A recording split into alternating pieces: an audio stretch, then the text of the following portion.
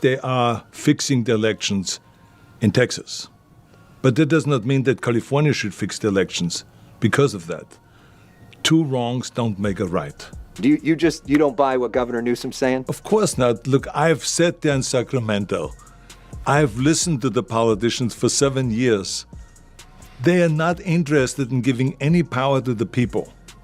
The only interest that they have is to take power away from the people and grab it themselves. So this gives them a great opportunity by saying, oh, we have to fight Trump. Let's go and get rid of... All right, folks. California just witnessed the kind of political drama that could make Hollywood jealous.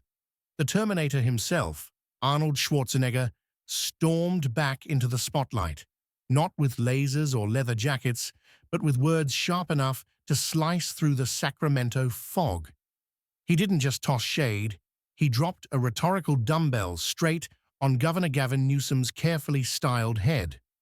The impact echoed all the way from the Capitol to the coastline. It all began when Arnold decided he'd had enough of watching his beloved California transform from the land of opportunity into a stage for bureaucratic theater. So, he flexed not his biceps, but his opinions. Hold on to your hats, folks, because when Schwarzenegger speaks, it's not a polite policy memo. It's an action sequence delivered with a smirk and a protein shake.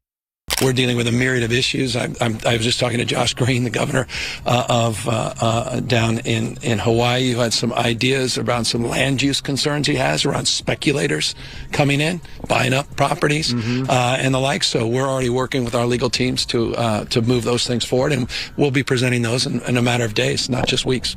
Newsom, always camera-ready and charming in that glossy magazine way, suddenly found himself in a sequel he didn't sign up for.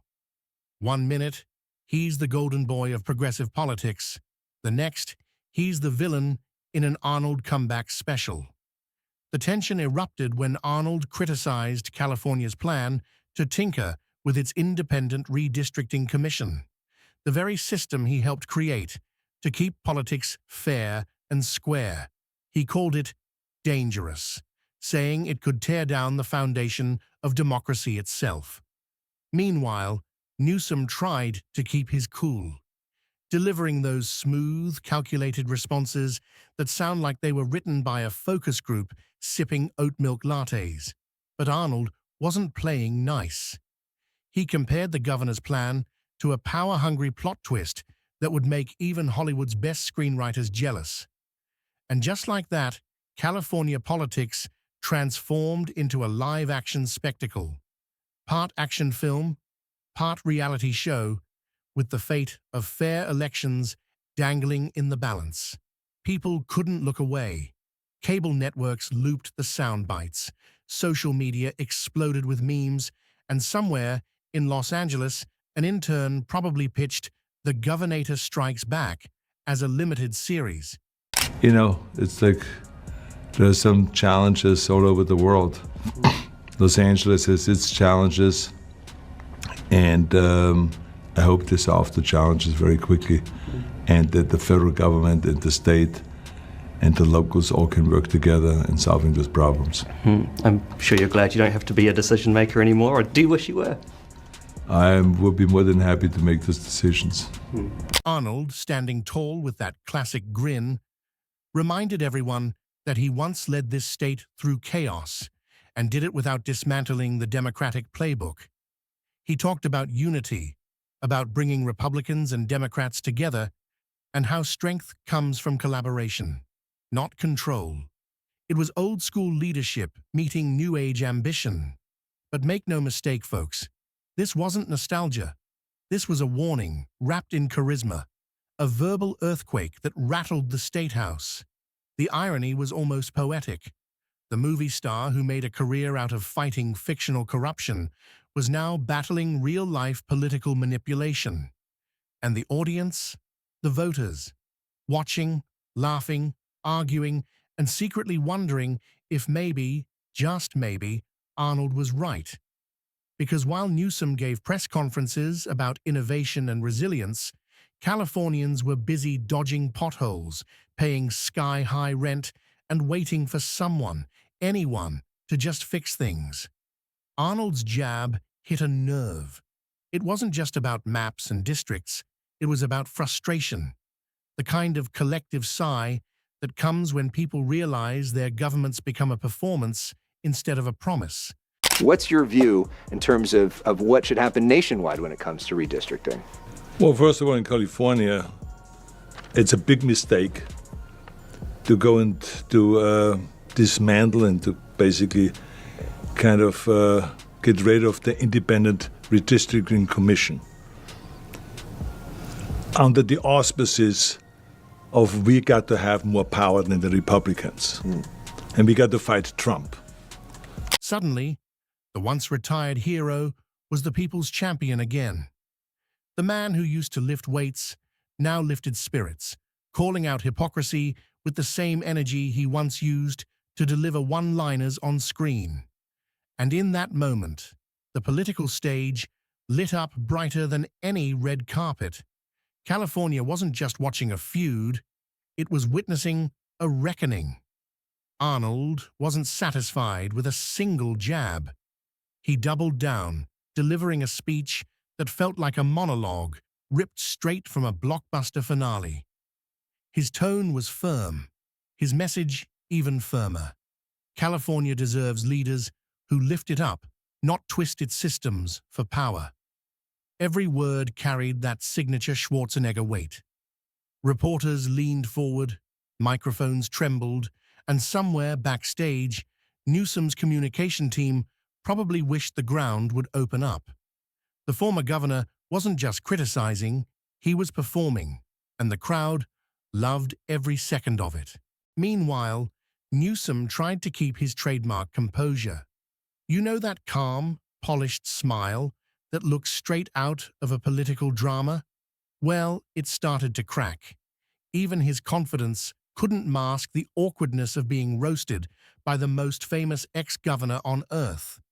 I got much further when I was governor by working together with the Democrats, by letting them know they're not the enemy, that I am a strong believer that if we want to go and make California successful or America successful, we can do this the best possible way by having Democrats and Republicans work together. It is about the United States of America. He doesn't believe in that. He believes in the red states. He's going after, it's a war. He's a wartime president. He's the head of a war party. War on women, war on voting rights, war on Hispanics, a war on this state, war on institutions, war on history. I mean, this is serious. This guy's trying to get a Nobel Peace Prize. That's what he's going to try to say tomorrow in Alaska, that he's the big guy trying to find peace, really? When he's bringing war to the American people? The tension wasn't just political, it was personal. Arnold had once sat in that same chair, faced those same critics, and walked through the same marble halls. And now he was calling out his successor for turning progress into performance. Reporters called it the clash of California titans. Social media called it the roast of Gavin Newsom. But the people, they called it refreshing. Someone finally was saying what they'd been thinking for years. Arnold's critique was simple but devastating. He accused Newsom of trying to fix democracy the same way a director edits a bad movie, by cutting out the inconvenient scenes. It was blunt, bold, and dangerously effective. He even cracked a grin and said something like, "When I was governor, we didn't redraw lines to win elections. We worked together to win trust." The crowd erupted, half cheering, half gasping. And somewhere behind that polished smile, Newsom was probably calculating the damage. Because in politics, reputation is everything. And when the Terminator calls you out, it sticks. The irony here, folks, is delicious. The man who turned politics into Hollywood spectacle was now accusing his successor of making politics too theatrical. It's like a magician exposing another magician's tricks on live TV. To fight for democracy and to get rid of your democratic principles. It doesn't make any sense. Nothing against Newsom. We don't have a fight over this at all. Yeah, because you guys met. What was that like when you guys met together? It was a wonderful meeting. He told me what he felt. I told him, I said, I totally get it, because this is what you need to do to be the leader of the party. I totally get it, but I'm not a party person, I said. I'm a people's person. I always will fight for the power of the people. Newsom's been parading around as the golden boy of progressive politics, flirting with national ambitions. Meanwhile, Newsom tried to keep his trademark composure. You know that calm, polished smile that looks straight out of a political drama? Well, it started to crack. Even his confidence couldn't mask the awkwardness of being roasted by the most famous ex-governor on earth. The tension wasn't just political, it was personal. Arnold had once sat in that same chair, faced those same critics, and walked through the same marble halls. And now he was calling out his successor for turning progress into performance. Reporters called it the Clash of California Titans. Social media called it the roast of Gavin Newsom. But the people, they called it refreshing. Someone finally was saying what they'd been thinking for years. Arnold's critique was simple but devastating. He accused Newsom of trying to fix democracy the same way a director edits a bad movie, by cutting out the inconvenient scenes. It was blunt, bold, and dangerously effective. He even cracked a grin and said something like, "When I was governor, we didn't redraw lines to win elections. We worked together to win trust." The crowd erupted, half cheering, half gasping. And somewhere behind that polished smile, Newsom was probably calculating the damage. Arnold is out here criticizing Trump and Gavin Newsom for doing it. I'm not sure he'll be able to actually do anything about it. It's kind of baked into our political system, but things are fine. Things are going amazing here. We're just kind of in a perpetual race to the bottom of who can take the shadiest step next to kind of rig the political system in their favor. Yeah, I mean, do we expect anything else from the pin-up boy for stupidity, Newsom? No. Because in politics, reputation is everything. And when the Terminator calls you out, it sticks. The irony here, folks, is delicious. The man who turned politics into Hollywood spectacle was now accusing his successor of making politics too theatrical. It's like a magician exposing another magician's tricks on live TV. Meanwhile, California's voters were glued to the chaos. Memes flooded the internet. Late-night hosts couldn't resist the story. And Arnold, ever the showman, leaned into it, posting gym selfies with captions like, "Flexing for democracy." This wasn't just about redistricting anymore. It was about legacy, ego, and the strange intersection of fame and politics. Arnold was reminding everyone that before there was a Governor Newsom, there was the Governator. The media couldn't get enough. One outlet compared it to a heavyweight title fight. Another called it Judgment Day for Sacramento. Headlines were exploding faster than political promises in an election year. And through all the noise, Arnold's message stayed clear. Fair elections are the backbone of freedom.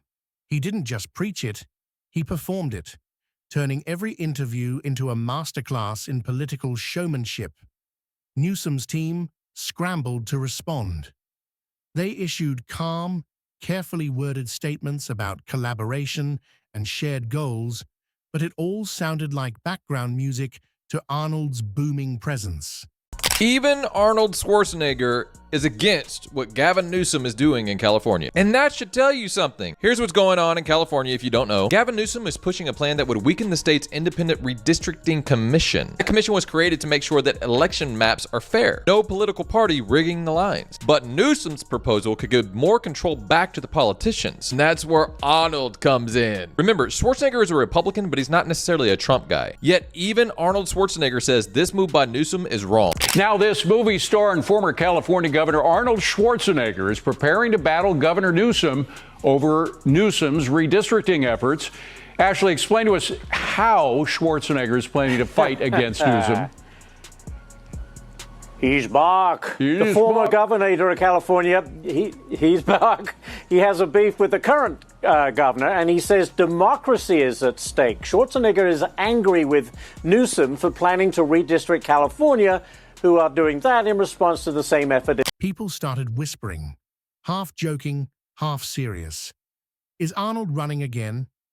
He wasn't, of course. But the fact that people even asked showed how powerful his comeback really was. For years, California politics had been a steady hum of speeches and statistics. Then Arnold picked up the mic, and suddenly it was thunder. The state that once made him a movie star had just turned him into a political icon all over again.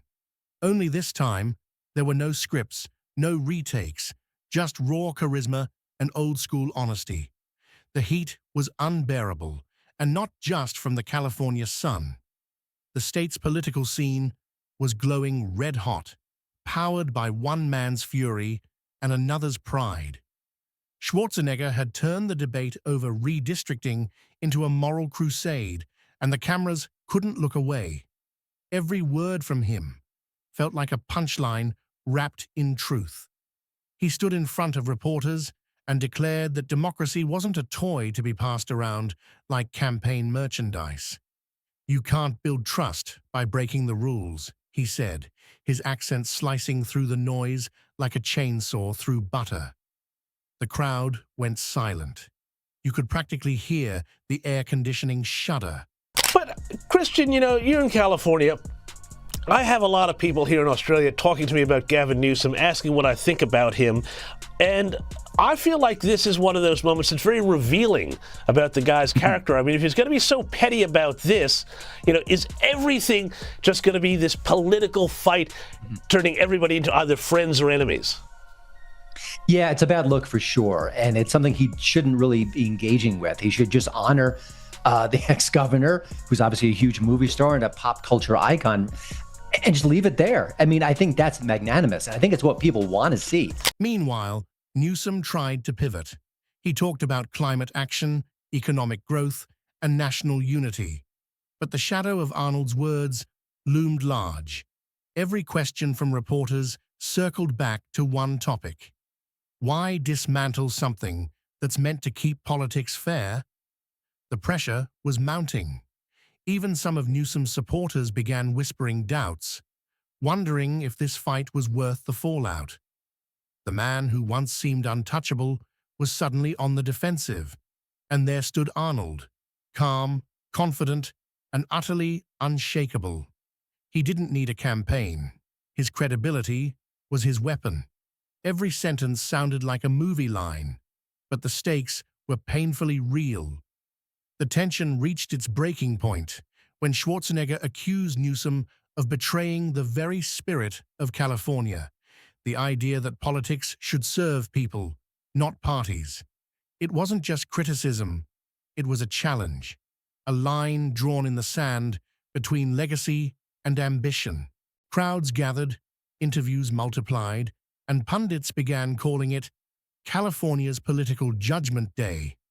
And when Arnold speaks, people listen. He literally said that trying to mess with this commission is dangerous for democracy. By the way, we don't live in a democracy, we live in a constitutional republic. Think about that for a second. It's not just Republicans that are criticizing this. Arnold has worked across party lines before. So if even he is against it, you know it's got to be a big deal. At the end of the day, fair maps mean fair elections. And nobody should be afraid of fairness, but I think Gavin Newsom is. That's why Arnold Schwarzenegger is calling out Gavin Newsom's plan. Because once you let politicians draw their own lines, the people lose. I agree with Arnold, and I disagree with Gavin Newsom. What do you think? Schwarzenegger is calling out President Trump as well, saying that gerrymandering is evil, and he used the word evil no matter who does it.